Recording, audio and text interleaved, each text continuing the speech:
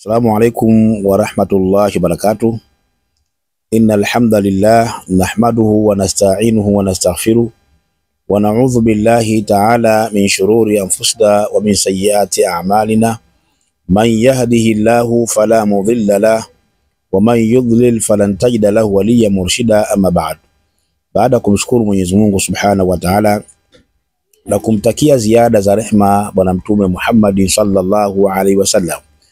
Ndugu zangu wapenzi watazamaji wetu wa chaneli yetu hii ya Msimbo Online TV, siku ya leo kwa wapenzi yake Allah Subhanahu wa Ta'ala tunaendelea tena katika darasa zetu hizi za adhkar na dua, na leo tunakwenda kuangalia jambo moja zuri sana ambalo wewe mtazamaji wangu utajifunza na uende wakachukua na ukaenda kuyafanyia kazi. Leo tunakwenda kuangalia njia sita ama tunasema pita njia sita hizi katika swala zima la kupata baraka za Mwenyezi Mungu na riziki. Njia sita zenye kuleta riziki na baraka katika nyumba. Njia sita zenye kuleta riziki na baraka katika nyumba ndio leo tunakwenda kuziangalia biidhnillahi ta'ala. Lakini kabla hatujaanza kuziangalia hizo njia sita ni njia zipi ambazo mja uzichukue na uende ukazifanyie kazi, kuna taarifa mbili muhimu sana nataka niwapeni siku ya leo. Taarifa ya kwanza, tutakuwa na grupu mbili za dua. Dua hizi ambazo tunazianza mwezi mosi Dhulhijja mpaka mwezi 10 Dhulhijja. Kutakuwa na grupu mbili za WhatsApp. Hizi grupu ni kwa ajili ya dua tu. Hii ya kwanza, kila anataka kujiunga atajiunga, na hii ni bure wala haina gharama yote. Grupu hiyo ni kiasi cha kutuma namba yako ya simu na kusema niunge grupu ya bure, utaunga grupu ya bure. Alafu grupu ya pili inahitaji watu 10 tu. Inahitaji watu 10 tu ambao hawa watawezesha hawa upatikanaji wa mnyama wa mbuzi au kondoo kwa ajili ya sadaka ya mayatima. Kwa hizi grupu ziko mbili tofauti, kuna ya kwanza na ya pili. Wewe ukituma namba yako utasema mimi nataka grupu ile ya bure. Wewe ukituma namba yako utasema nataka grupu ile ya watu 10. Watu 10 ni ile ambayo ndani yake kutakuwa kuna upatikanaji wa mnyama mbuzi, kondoo ama mbuzi kwa ajili ya kwenda kutoa sadaka kwa watoto yatima. Kwa hiyo ukitaka hii grupu ya watu 10 basi ina gharama, lakini hii grupu nyingine ni bure wala haina malipo yote. Grupu ziko mbili. Grupu hizi zitakuwa na dua kuanzia mwezi mosi Dhulhijja mpaka mwezi 10 Dhulhijja. Kwa hiyo ukitaka kujiunga, tuma namba yako kuanzia leo na utasema mimi nataka grupu fulani, basi utaungwa katika ile grupu ambalo wewe unalolitaka. Twende katika mada yetu sasa ya leo. Tunakwenda kuangalia njia sita ambazo hizi njia sita mja kama atapita Mwenyezi Mungu atamsahilishia yeye swala zima la riziki na baraka katika nyumba. Jambo la mwanzo kabisa katika hizo njia sita, tawakkul ala Allahi Ta'ala haqqa tawakkul. Njia mwanzo katika hizo sita ni tawakkul ala Allah, kumtegemea Mwenyezi Mungu Subhanahu wa Ta'ala. Ndugu zangu katika imani, tawakkul ni sababu ya mtu kuzidishiwa riziki, ni sababu ya mtu kuzidishiwa baraka. Na tutakwenda kwa dalili mbalimbali ili kuonyesha wazi kwamba njia hizi sita zimethibiti kwenye kitabu na sunna. Bimaana wewe ukizifuata hizi njia sita basi unaingia katika swala zima la kupata baraka na kupata riziki katika nyumba yako. Kwa hiyo tutaanza kutoa ushahidi, dalili kwamba kwa nini ziwe njia sita hizi za mtu kupata baraka na kupata riziki. Dalili ya mwanzo kabisa ni aya ya Mwenyezi Mungu Subhanahu wa Ta'ala inayosema ومن يتق الله يجعل له مخرجا ويرزقه من حيث لا يحتسب. Bimaana mwenye kumcha Mwenyezi Mungu Subhanahu wa Ta'ala, basi Mwenyezi Mungu humpa njia, humpa matokeo na atamruzuku mtu huyo hali ya kuwa mwenyewe wala hakutegemea.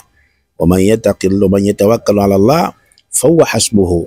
Yoyote mwenye kumtegemea Mwenyezi Mungu Subhanahu wa Ta'ala, basi Mwenyezi Mungu atamtosheleza.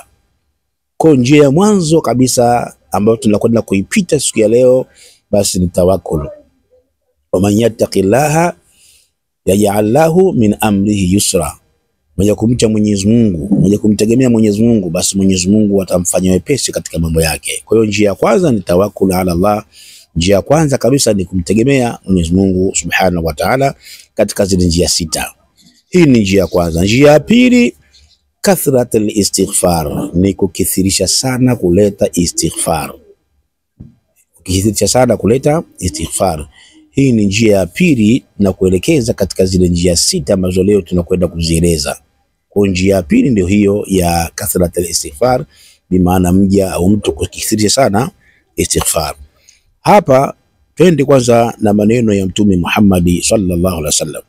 Mtume anasema man lazima al-istighfara, yoyote mwenye kujibidisha, mwenye kuleta, mwenye kuishi, mwenye kudumu na kuleta istighfar, ja'ala Allahu min kulli hammin faraja wa min kulli dhiqin makhraja wa yarzuqu min haythu la yahtasib. Yoyote yule ambaye anadumu na kuleta istighfar, basi Mwenyezi Mungu atamjalia mtu huyo kila panapo huzuni, basi Mwenyezi Mungu atampa faraja, na kila penye dhiki, basi Mwenyezi Mungu atampa njia ya kutoka katika hiyo dhiki, lakini vile vile atamruzuku katika hali ambayo mwenyewe wala hategemei. Hizi ndio faida za mtu kuleta istighfar, na hii njia ya pili. Angalia katika kisa cha Nabii Nuhu alayhi salam, alipoambia watu wake, faqultu astaghfiru rabbakum innahu kana ghafara, kwamba mtakeni msamaha Mola wenu kwani yeye ni mwingi wa kusamehe. Akawaambia faida zake, hadi kawaambia jambo alafu akawaambia na faida zake.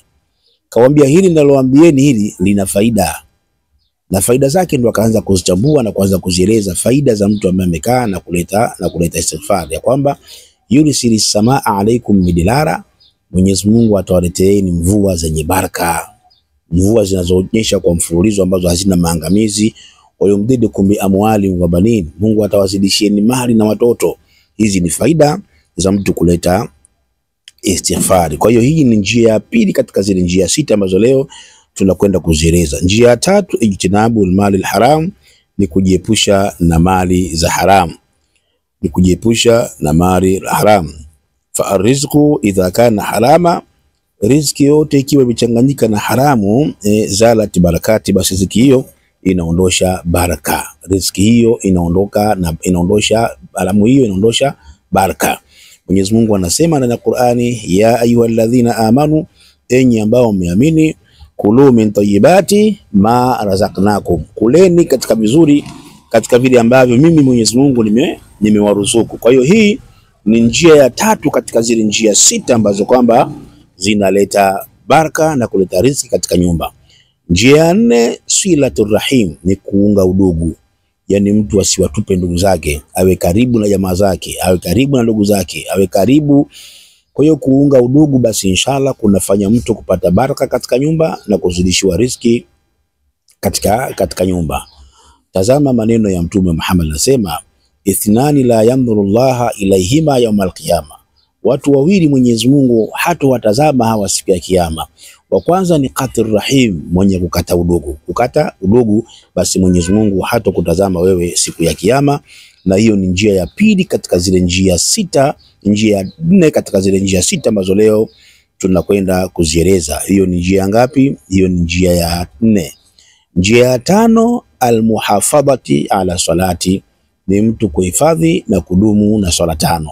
Kuhifadhi na kudumu na swala tano. Nini maana ya kuhifadhi?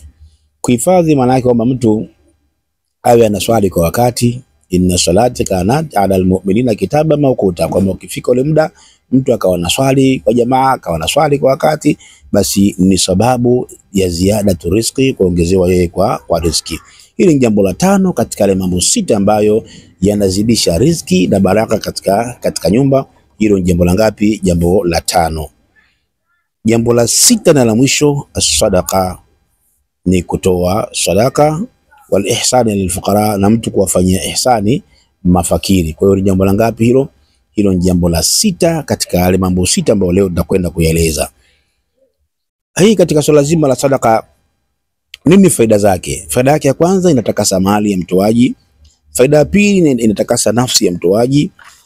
Faida ya tatu ni kinga na mabalaa kwa mtoaji. Na faida ya nne, unapata radhi za Mwenyezi Mungu Subhanahu wa Ta'ala. Na faida ya tano, inasababisha mtu huyo kujibiwa dua zake kwa haraka, kwa mtu ambaye anadumu na kutoa sana sadaka. Ni jambo la sita katika zile njia sita ambazo leo tumekwenda kuziangalia na tumekwenda kuzieleza katika taratibu maalum. Kama mtu atakuwa hajaelewa kuna kipengele hajakielewa, basi anaweza akanipigia katika namba hii ya 0793 052 052, 0793 052 052, ama Airtel ni 0788 905151, 0788 905151. Wassalamu alaikum warahmatullahi wabarakatuh.